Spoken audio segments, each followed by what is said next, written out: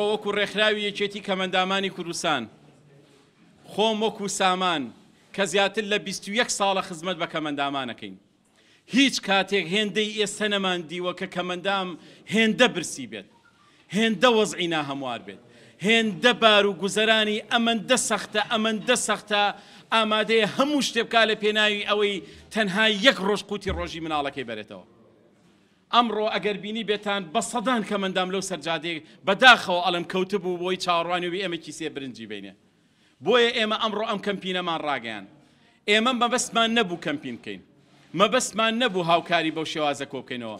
بەڵام ئازار و ناڕەحەتی و جەرگ بڕی کەمەندامان وای لە ئێمە کرد کە بیکەینە کەمپینێکی گەورە و هانا بۆ خێرخوازان و بۆ دەوڵەمەندان و حتا بۆ کەسانی سیاسی و بۆ پەرلەمانتار و بۆ وەزیر و بۆ مدیر عام و بۆ خانە نشینەکان بەرین بڵێن تکاتان تیا ئەکەن بیکەن بە خاتری خوای گەورە بە فریای ژیانی کەمەندامان کەون.